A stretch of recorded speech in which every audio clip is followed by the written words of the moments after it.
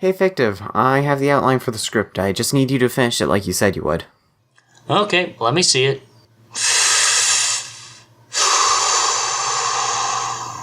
Alright, I'll find something within all this garbage. Hey!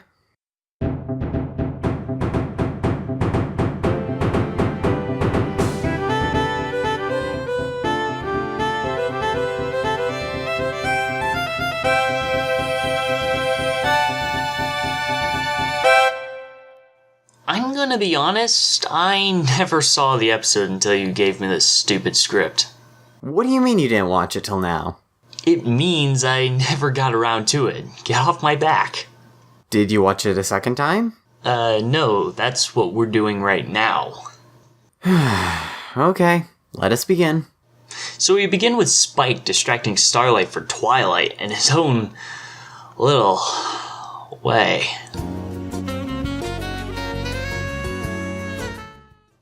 What? Please don't make that kind of joke. Well, you heard it here first, folks. Apparently kissing jokes are in PG. On a more serious note, can we just point out that this is the fourth time we have seen a character impersonating another character joke? You're right. This is the fourth time we've seen this joke. We saw it in The Lost Treasure of Griffinstone, The Gift of Maud Pie, Top Bolt, and now it's here. It's honestly getting a little tiring. Yeah, it is a funny joke, but since they've used it so many times, well, I kind of hope they don't use it again. Well, that pretty much wraps up the beginning. After the intro, we get, oh no! What? What happened to the intro card? Oh, come on, it's not that bad. No, it's awful! I don't like change. You'll be fine. But We are only 2.5 minutes into the episode, so man up and let us continue with the review. So after the intro, we get a ceremony celebrating the victory over the Changelings, and the 4 heroes that did all the work. Discord, Starlight, Thorax, and Trixie. okay, just to clarify, you don't like Trixie. Yes. And you don't know why. Yes. So that's a video for another time? Yes. Great, let's talk about something that bothers me about this scene. Well, any scene, really. Where's Flurry Heart? No, seriously, I looked and looked and looked and I saw no Flurry Heart. Don't believe me? Just look. You can see Shining Armor, Cadence, and even Sunburst, but no Flurry Heart. Who in the world is watching her? Maybe she's being babysat by someone? That was supposed to be Sunburst's job. Remember the intro to Season 6? Okay, maybe they forgot to put in Flurry Heart, but at least they did not forget the Crystal Ponies. No one cares about the Crystal Ponies, Chrono. Well, I enjoy their company. You know what I enjoy? What? I enjoy when parents actually look after their magically unstable demon baby. Okay, calm down, and let's just go to the next scene. Fine. So everything at the party is going smoothly until Discord starts talking to Twilight about her plans for Starlight and how big and grand they must be.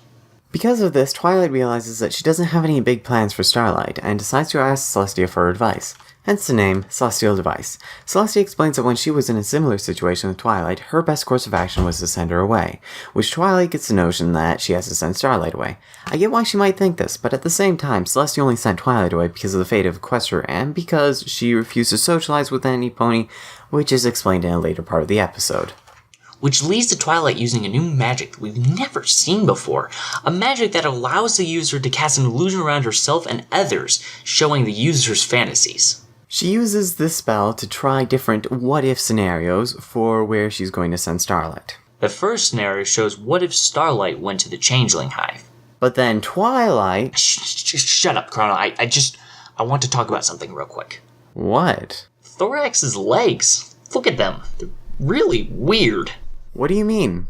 If you look at a normal changeling's legs versus Thorax's legs, you'll notice that a normal changeling's legs have these little lines at the top of their legs, but Thorax doesn't have these, and it makes it look really weird, especially when he's walking. True, but does that really matter? I mean, I doubt they did that on purpose. I get that, but it can feel really awkward sometimes. Anyway, just go ahead and continue with the review. It didn't matter anyway.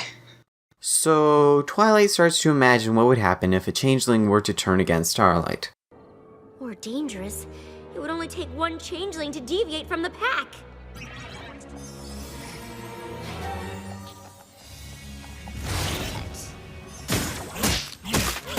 There she is! Get her! Boy, that escalated quickly. I mean, that really got out of hand fast. Twilight does this whole imagining thing 2 more times, once with Ember and once with Sunburst, but these aren't the highlights of the episode. No. The highlight of this episode is when... Fictive, may I intervene for a moment? Okay, I mean... I wasn't talking about anything important anyway. I was so mad when they showed that third interaction because I was one of the people who saw the trailer before the episode. It was the one where they got sucked into the portal, so I assumed that was going to be some really cool plot focused around an external dimension or something along those lines. I was so excited for it, and then they showed this, and now I feel so disappointed. Chrono, if I didn't care about the Crystal Ponies, I guarantee you I could care less about this. But... Moving on! Celestia starts to talk to Twilight about how... Moving on!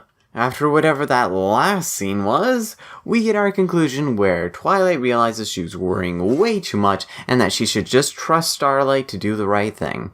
In conclusion... Okay, fine. In conclusion, I thought the episode was really good. I mean, it's no two-parter, but it had good character building and interaction. Overall, a great start to the season, and unless Chrono has something important to say, yeah, I didn't think so. Wait! What? We skipped the last 5 minutes of the episode. That's your fault. Okay, sorry. Can we please go back? Suck it up, Buttercup. Fictive. Sure, go ahead. Thank you. So we get Celestia explaining her reasoning for sending Twilight away, and Twilight apparently makes a sentient plant? I can just imagine what happened when the janitor tried cleaning that up.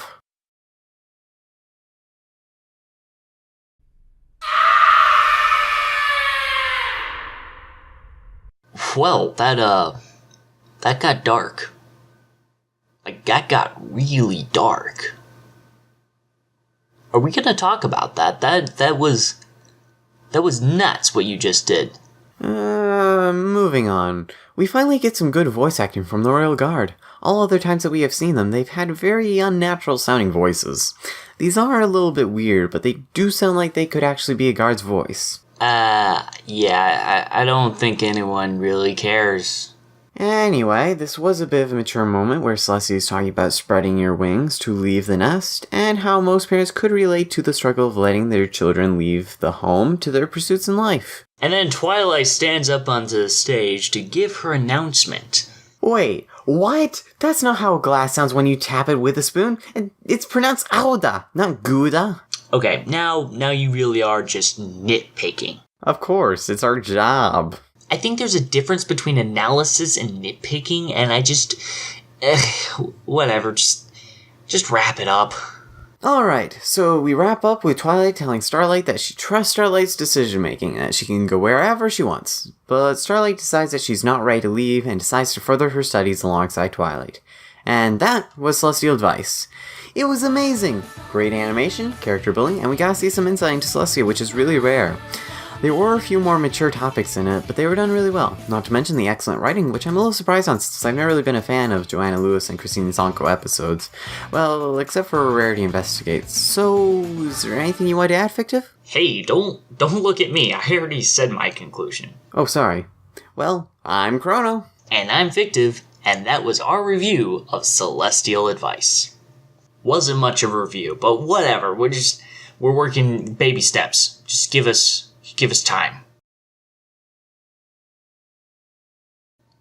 Holy crap, I don't want to do that line again.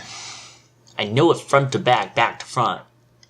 I know it front to back and back to front, and I can prove it. Fantasies users, thus showing others and herself around illusion and a cast to users that allows the magic before and ever... That's really hard, actually. Whew. Greetings, ladies and gentlemen. Welcome to the After Credits. This is where we spin a wheel to choose what the next episode will be that we do a review on. And as you can see, we get Where the Apple Lies. And we will get that ready, as soon as possible. Thank you. Have a nice day.